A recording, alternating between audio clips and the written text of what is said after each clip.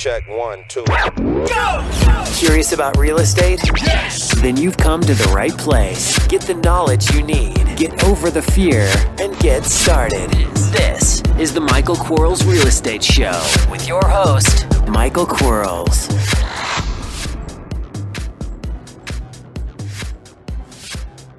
Hello, everybody. Michael Quarles with the Michael Quarles Real Estate Show. Today is April Fools. And no kidding, really. No jokes. We're going to give you honest advice. Honestly. Seriously. And if you want to ask a question, remember, send it to support@michaelquarles.com. Today I have 5 questions sent in by real estate investors. We're going to try really hard to answer them. And remember, I got to plug it. People are really enjoying the new coaching program. And the reason people are enjoying it is because there's so much hand-holding. And I don't mean like we're going to cuddle you and call you and, that kind of stuff. But man, you get an accountability coach who's calling you all the time, seeing if you need anything, what questions you have, how you're doing, what do you need to do next, advising you. And then you and I are talking 3 times a week, Tuesdays, Wednesdays, and Thursdays. Oh my goodness, we're talking Q&As, we have deal analysis, we have a topic. Right now we're going over the presentation, which I think is enormously useful. And it's like $247 a month or $1197 one time for 6 months. It's kind of a crazy thing, but I'm absolutely enjoying it. And the feedback has been so positive that I appreciate everybody that's in the program. And we are absolutely learning real estate. But anyway, here we go. This April Fool's Day and podcast 228. Question number 1, can you please share a little bit about your philosophy of falling forward?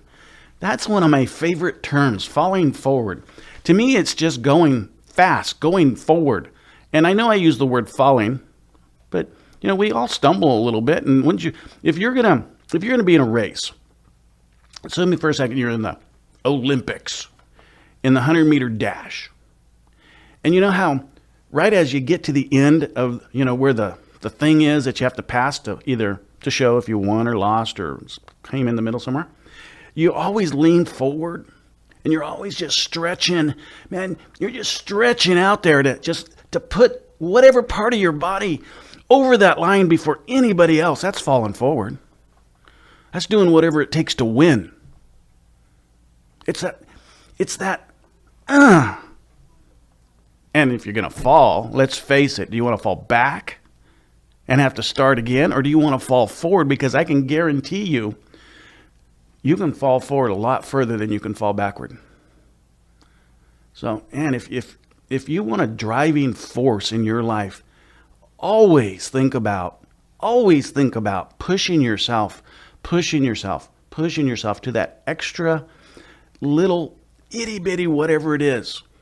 It could be huge for you. Yeah, but if we just walk up to the finish line like, oh, we're just, no big deal. We're here. Oh, woohoo. You didn't try your effort was crap. Seriously. Because, the finish line, that takes a lot of work. You got to fall forward for that. You got to lean into it. You got to do everything you can do to succeed and to win, have success, have wealth. Whatever those things mean for you. But don't fall back. Better fall forward. Question number 2. What's the best way to determine true value of a property? Oh, my goodness. We went through this in the coaching program last week and the week before, actually. And I think it's the best way. All right, that's a big question. How do I dissect this for you guys? Okay, let's look at it 2 different ways. And you choose for yourself which one's the best way. I'm a big believer that knowing how to value a piece of property is one of the key elements to successful real estate investing. However, with that said, I'm going to say something exactly opposite. I'm also a big believer that you don't have to know how to value property to be a successful real estate investor. So here's what I mean by that. One way, you can hire an agent, a BPO agent who's typically an REO agent, and for about $150, you can get someone to go out there and give you a little mini appraisal. It's better than a comparative market analysis or CMA. But they're going to give you their really harsh and hard opinion about what that property's worth. You don't have to know anything. You can just order that. And then after that, you can follow that up with a professional appraisal. Now, here's the thing, though. The last word in BPO is opinion. And I've sued an appraiser before. Yeah, I know, when I was young and dumb, I did it. I did. I wished I didn't, but I did. I was stupid. Yes, ignorant, ridiculous. I was all those things. When I was young, I took an appraiser to court because they wanted $300, and I didn't want to pay them $300, and because they were ridiculously low on their appraisal. And the judge said, "Well, Mr. Quarles," and I thought he was talking to my dad. That's how young I was. And he says, "But what you paid for is their opinion." Oh, I get it. They can be wrong, and I still have to pay them. So that's that side of it. So you're hiring someone to give you their opinion, but it's just theirs. The other side of the fence is, I think you should be able to do it on your own too. You should be able to create your own opinion. Now, if you're in the virtual world, it's really hard to create your own opinion across country. I mean, you can get really close. You can, zero it in, but it's really hard because if you're in your local area, you can go visit your neighborhood. You can do your 6-packs. You can look in the first 6-pack is looking at 3 houses that are on the market and how it compares to the subject property. And the other 6-pack and the other 3 houses are the ones that just sold, and what did they offer the buyer to entice them to buy the property, and what did the buyer pay? And how does that relate to what you're going to be paying and being offered by the seller? And then you can look at the neighborhood structure, and you can look at, you can feel, taste, and touch, and smell, and see, and all that kind of good stuff. And your opinion can be created, and then you can determine. So, let's face it, you're looking at a half a mile away, 5 years of age of the structure, so similar properties, 200 square feet up and down, like type, 3-bedroom, 2-bath kind of thing, and within 6 months sell date. And so if you look at that, look at those things, and as you compare subject property to your comparable solds and on the markets, and solds are always better, unless the only time that solds aren't better is if you're in a market that's climbing like crazy, because you don't want to rely on your sold price because you're going to undersell your value. But in most cases, you're going to look at your solds as the dominant force in creating value. And so when you start looking at that stuff, and you can do that virtually, you can do that black and white, but there's something about looking at the properties visually and seeing how they compare, which is what an appraiser and a BPO agent does. And yes, you're going to get the pictures of, what the appraiser saw and the BPO agent saw. I wish they could wear a little GoPro, on a helmet when they walk through the house and walk through the other houses. But they don't, because I'd like to see what they're seeing, not what they're explaining. And that's kind of what a BPO is, and an appraiser. It's just an explanation of why they came up to an opinion. I'd like to see what they see so I can determine it on my own. And if I could do that, I could probably get to an opinion better virtually. So locally, I'm going to go out and create my own. So I'm going to compare the actives and the just solds to my subject, finding out some things that will determine value, do my subtractions, my additions, and then coming to a value. But yeah, we just over the last 2 weeks, we went into that one hard, and that's a really quick, 4-minute answer for a 2-day class. And so sorry about that, but those are the 2 best ways for me. One is, if I can't see it and I can't be there, I'm going to hire a BPO and appraiser, understanding that they're just opinions. And the other way is I'm going to go get out there and touch it and smell it and taste it, that kind of thing. I'm not going to taste a house, but I hope you understand. Thanks for listening. We'll be right back. Are you running out of leads? It's time you tried Yellow Letters at yellowletters.com. Get motivated seller leads through Yellow Letters, postcards, zip letters, typed professional letters, greeting cards, door hangers, and business cards. Yellow Letters is a full-service marketing company created with your success in mind. Get the personal attention you need to get your direct mail campaign started, and get in touch at yellowletters.com. And we are back in 3, 2, 1. Question number 3, how do I get the seller to willingly come down on her price without offending her too badly? It's not an offense. What you're doing is you're justifying what we do and the value of what we do in a way that causes the seller to have the aha moment and go, oh, I didn't know that you did that too. And yeah, oh, I didn't realize. Yeah, I can see value to that too. So that's what you're doing. You're not offending. Offending would be like, I only want to give you $100,000 and they want $200,000. And they ask you, well, why only 100? That's because that's all I want to give you. Well, that's offensive. And we don't do it that way. I don't teach that. I teach how to go from 200 to 100, explaining the value of what we do. I mean, let's face it, guys and gals, we're problem solvers. Our prospects have procrastinated or they are in a situation that requires our help. They require it. And remember, you have to understand, you're buying a house, or you're trying to. Let's look just general numbers for a second. For 100,000, that's worth 100, you're buying it for 70%. All right? They're selling you a house that's worth 100 for 70 cents. So one is 70%, one's 143%.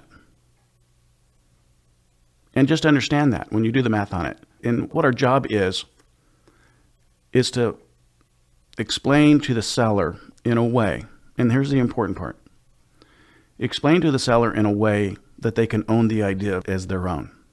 That's why we never make an offer. We try not to make an offer. We try to ask the seller, what's the least amount they'll take, knowing that this is how I buy houses. And when they say an amount, then you say, knowing that I buy houses this way and this way and this way and this way and this way, you can see yourself selling it for less than that. Yes?